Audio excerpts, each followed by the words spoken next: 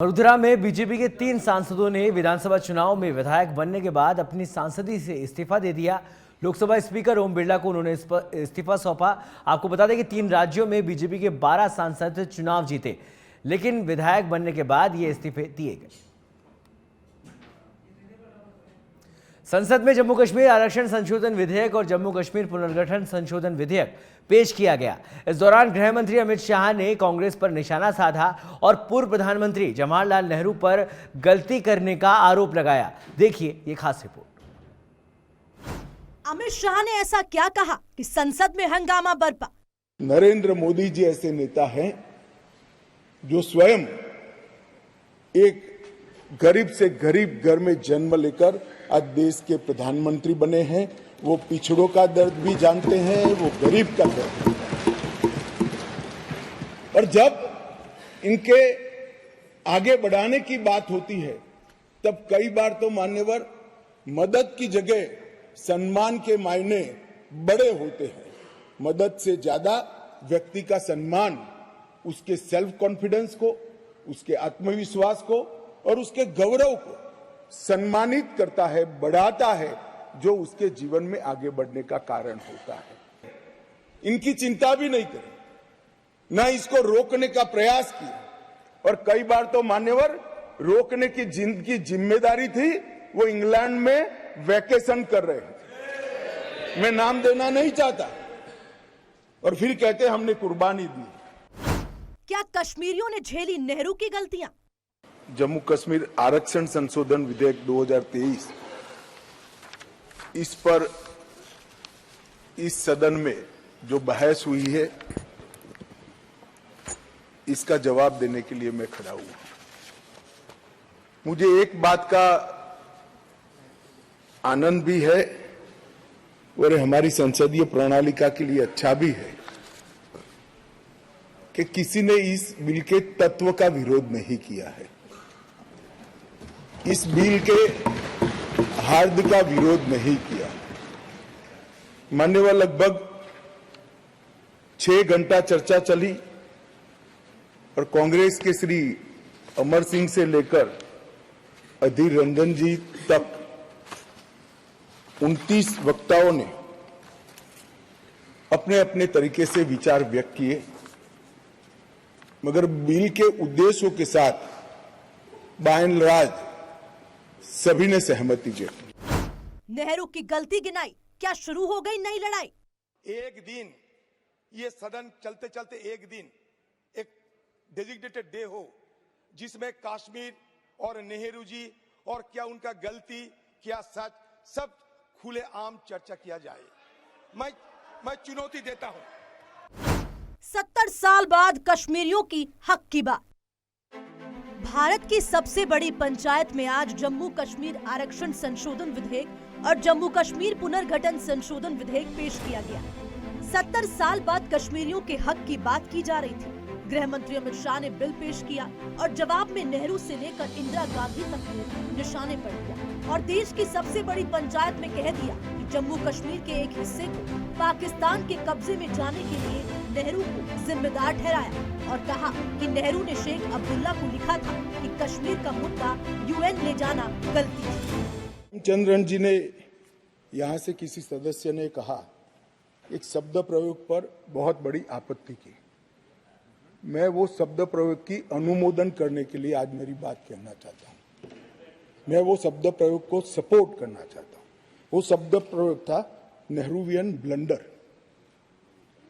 नेहरू के समय में जो ब्लंडर हुआ था इसके कारण कश्मीर को भुगतना पड़ा। मैं मान्यवर इस सदन में खड़ा रहकर आपके आसन के सामने जिम्मेदारी के साथ कहता हूं कि 2 बड़ी गलतियां जो पंडित जवाहरलाल नेहरू के प्रधानमंत्री काल में हुई, उनके लिए गए निर्णयों से हुई। इसके कारण सालों तक कश्मीर ने सहन करना पड़ा। एक सबसे बड़ी गलती, जब हमारी सेना जीत रही थी, पंजाब का एरिया आते ही सीज फायर कर दिया गया और पाक ऑक्यूपाई कश्मीर का जन्म हुआ। अगर सीज फायर 3 दिन लेट होता तो पाक ऑक्यूपाई कश्मीर आज भारत का हिस्सा। एक और दूसरा, यूएन के अंदर हमारे मसले को ले जाने की बहुत बड़ी गलती की। मान्यवर, मैं एक कोट अनकोट पढ़ना चाहता हूं। मैंने बहुत सावधानी से आपके द्वारा उठाए गए बिंदुओं को देखा, एक पत्र का हिस्सा है। मैंने बहुत सावधानी से आपके द्वारा उठाए गए बिंदुओं को देखा है, लेकिन मुझे डर है कि मेरे विचार आपके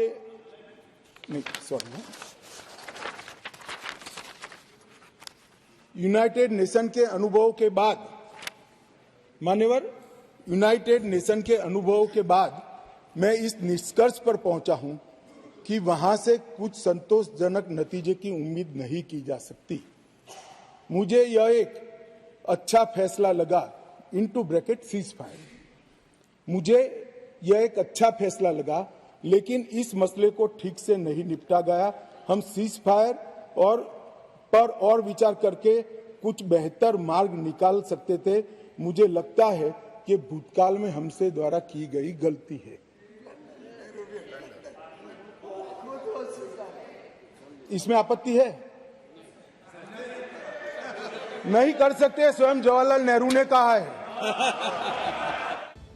गृह मंत्री अमित शाह के इस बयान के बाद संसद में जबरदस्त हंगामा हुआ। सत्ता पक्ष के सांसदों ने मैच थपथपाई तो विपक्षी सांसदों ने जमकर हंगामा किया।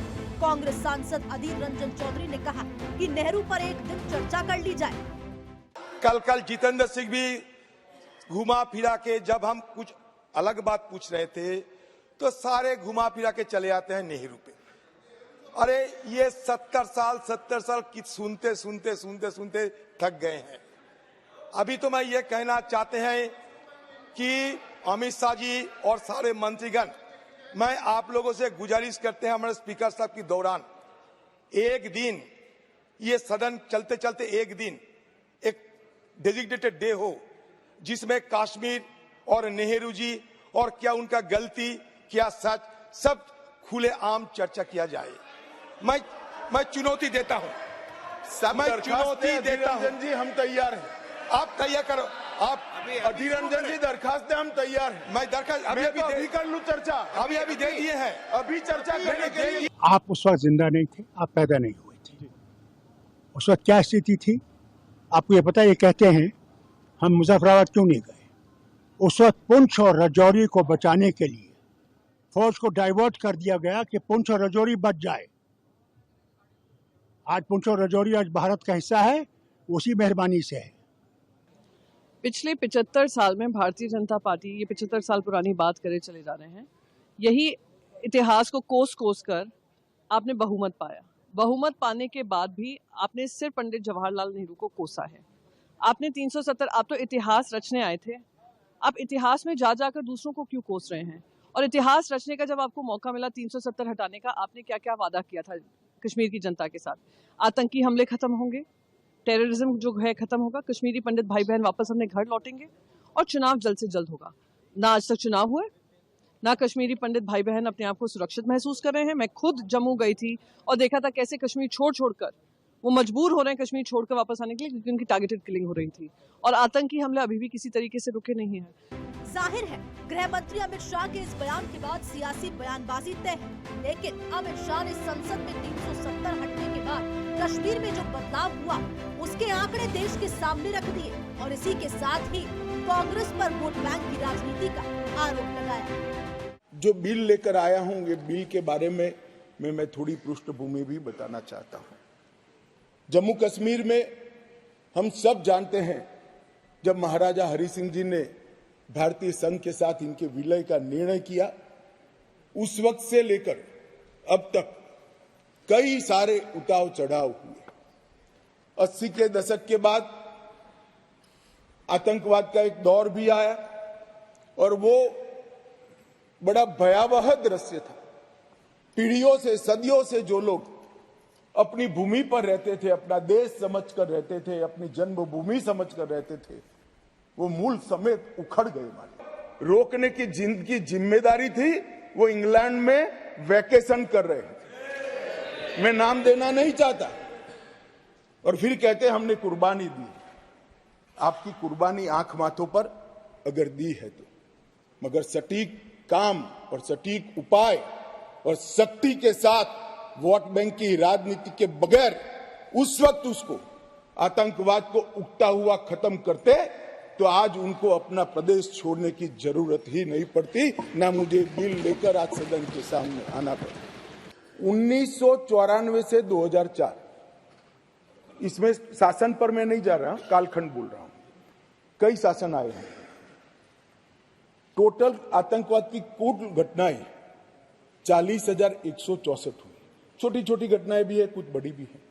2004 से 14 मनमोहन सिंह सोनिया जी के शासन का समय आतंकवाद की घटनाएं 7,217 हुई, 7,270, और नरेंद्र मोदी सरकार में 14 से 23 तक सिर्फ 2,000 हुई। 70% की कमी आई है।